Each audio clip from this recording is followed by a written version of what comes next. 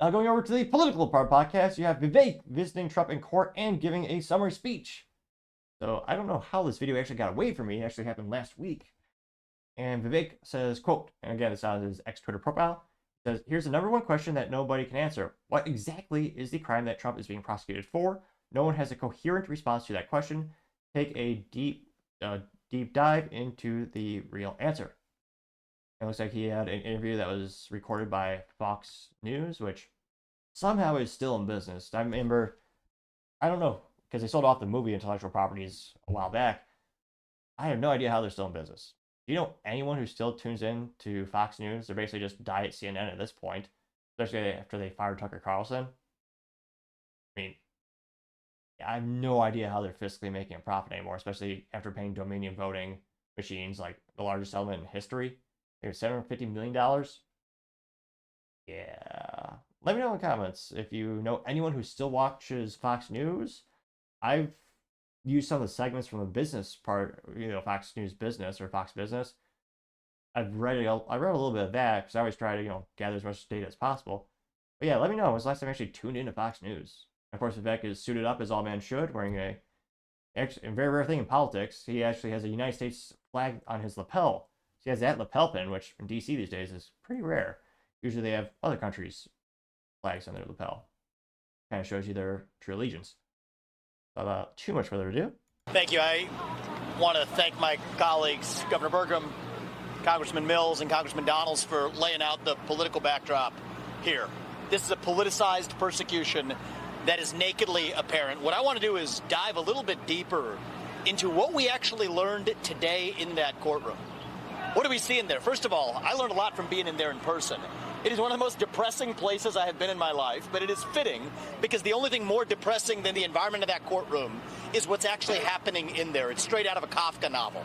The prosecution's main strategy appears to be to bore the jurors into submission. And if you look in that direction, sadly, it may appear to actually be working. Now, I would like for anybody here in the press, anybody at home, anybody at MSNBC or the media afterwards, to clearly state what exactly is the crime that Donald Trump committed.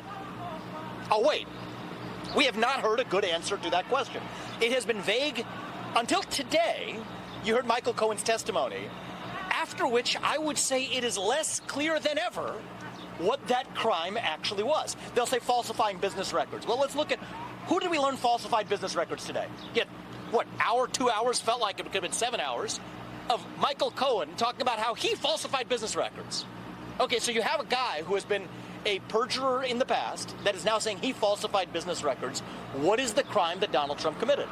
Now, it appears to be what they might allege is some sort of bookkeeping error or whatever. The real bookkeeping that we need accounting of is Judge Merchan's own family member collecting millions of dollars as a Democratic operative, using the existence of this trial as a fundraising ploy for Democrats. This is unconscionable. Imagine if the same shoe fit the other foot.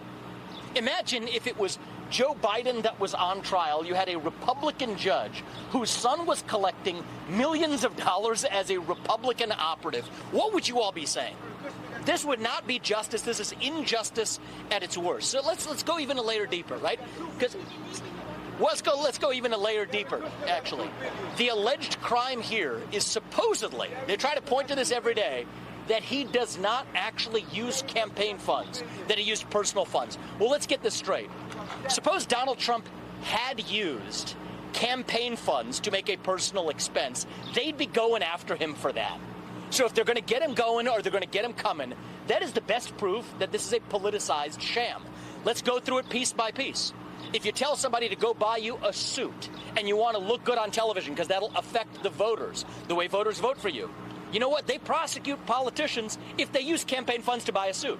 If they say, go get a haircut, if you use campaign funds to get a haircut because you want to look good to the voters, they will actually prosecute you for using campaign funds for a personal expense. Yet the entire legal theory of this case, the whole case that Alvin Bragg has brought, depends on one premise for them to charge this as a felony, is that Donald Trump somehow should have used campaign funds to make an allegedly personal payment. Yet if he had done that, their case against him would be even stronger. This is garbage. That is the best proof that you have that if they're going to get him going or get him coming. Reminds me of The Simpsons. You're damned if you do, damned if you don't. It's damned if you do, damned if you don't. Oh, This is No way. I don't know what the Las Vegas odds were on that. I actually hadn't watched this all the way through prior to the show. But yeah, what are the odds? What's good metaphor? He obviously has good taste. A sham. This is not the United States of America. This is some third-rate banana republic. If this were happening in another country, we would be laughing at them as a sham democracy. I am ashamed as an American citizen to sit here in a courtroom watching the former leader of the free world, and let's be honest, likely next leader of the free world, sitting with the indignity in this dingy third-rate courtroom with fourth-rate prosecutors and a fifth-rate lawyer on the stand as a witness, who actually is violating attorney-client privilege left and right. Nobody's even talking about that. So this is a shame on this period in our country's history, but we will get through it and be stronger, because you know who ultimately actually cast the vote on this case? It's not just the jurors in that jury box. It's every one of you at home. It's every American who votes this November to say no to the weaponization of justice. And if you're at home, you may say, you know what, I don't agree with everything Donald Trump's ever said. You know what, I may not agree with some of his policies even though they were great policies for 4 years. But you do agree, whether you are Democrat or Republican or black or white or gay or straight or man or woman, that our justice system should be blind to politics. That regardless of whether your last name is Biden or Trump, regardless of whether you've been a politician or not, you get a fair shake in our own legal system. And when you have a prosecutor who campaigned on the pledge of going after Trump and then keeps his campaign pledge, when you have a judge... That sounds illegal. You're campaigning, so you're going to go after someone before you have a crime? Is that what happened? Whose kids are collecting money from Democratic operatives by fundraising off the very trial that judge is presiding over, and then telling the U.S. president that he's subject to a gag order, that he can't talk about it. That is not justice. That is a bastardization of what this country was founded on. And I'm here, and all of us are here as friends of Donald Trump, supporting him in our personal capacity, sharing our opinions. That's why we're here today.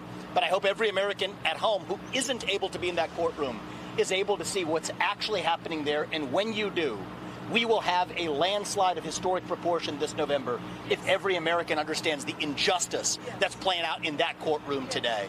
So may God bless our country. I pray for our future, and let's pray for our country being stronger on the other side of this disgusting sham politician. Thank you. Again, Elon, it's not the joke in IT is it's not a bug, it's a feature, but every time you watch a video on X Twitter, when you finish it, it immediately just restarts, which I guess some videos are so captivating you probably would want to watch a couple times, but let's be honest, statistically speaking, that's probably not majority of videos. Now, one pretty viral got 662,000 views and 14,000 likes. So not his most viral of all time, but still pretty good for an average. Now, Kevin Fowler says, very, very easy, Vivek. You can't falsely control your statement right off the bat. That'd be awesome if it was.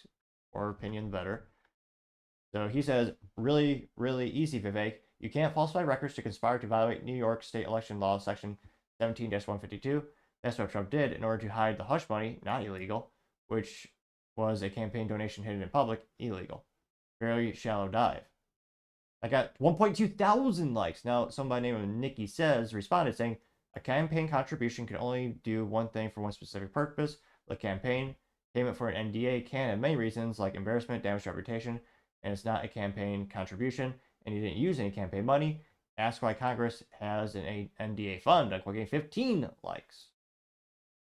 Yeah, Valentin Gomez saying, quote, it's lawfare President Trump is being unfairly prosecuted and persecuted, unquote. And 123 likes. Burt Macklin. Let's see, I was gonna say the funny, what is it, the caricature from Parks and Recreation, and he says the number one question no one can answer is why are y'all still around? Getting 655 likes. Move the Overton window left, which, I mean, it's been moved so far left it's been pushed off a cliff. They also found UBI, or Universal Basic Income, also known as communism. But nevertheless, move the Overton window left says, quote, falsification of 35 business records is in furtherance of a conspiracy to violate state election finance laws.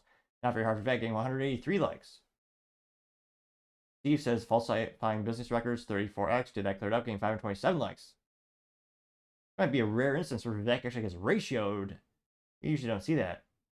I think the last time he got ratioed was when he critiqued social media, or more specifically the banning of TikTok, where he was very much in favor. and the comment section was very much not so much. Let's see. Diane Callahan says Trump's done, and so are you, getting 158 likes. Prinsip says, did you clown go to the same Men's Warehouse for your matching suits as you break the law on a technicality at the command of Donald? Got 292 likes, which there's nothing wrong with Men's Warehouse. How dare they insult that institution?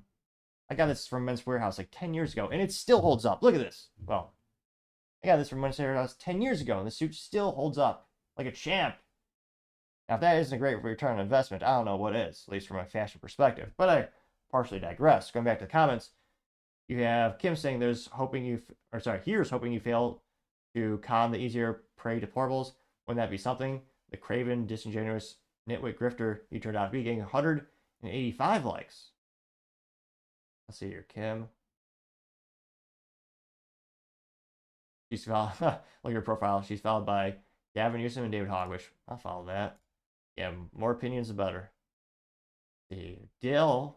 So this is again, what was this? Dill's money. This looks like the first positive comment. So Dell says Donald Trump is basically being prosecuted for being Donald Trump. These people love Donald Trump when he was a Democrat that they could suck up to and get money from. Unquote. Getting 42 likes, which another big red flag to me is why were all these charges just brought up right before the election? I mean, supposedly he did this years ago, like 4, 5, 6, 7 years ago, 8 years ago, 9 years ago, 10 years ago. Yet only now are the myriad of charges all being filed. Almost as if there's a scheduled, coordinated effort to keep Trump at a vast disadvantage, having him both fiscally speaking, in terms of money being thrown into his legal defense, but also physically limiting him because he has to be physically in the courtroom, so he can't be out there as campaigning as much. Is that the most unusual theory? There's probably a little water to that theory, or I would think not the craziest theory, that might just be true. Let's see. Sam, which I don't know if she I don't know if she makes money off these shirts, but every time I see her post, and I follow her just because, again, politically speaking, she's more left, and I want to gain more perspective, even if I don't agree with them. But she brags about making those stupid pictures with the cheese boards. But nevertheless, she simply responded with a T-shirt that says "vote," and instead of "tied," it says "vote" on the T-shirt. It says "removed orange stubber stains." Not to brag, but she got 0 likes, and last week I got one of my videos on the YouTube got 1 like. Might have been a friend or family, but still, nevertheless, it did get 1 like, which is statistically infinitely better than her. But I partially digress. You say, let's see, don't 1 or 2 more here. JD Sharp says, the better question is, why are Dan Goldman, Cory Booker, and Adam Schiff paying the judge's daughter, political consulting firm, large sums of money? Unquote. Getting 81 likes.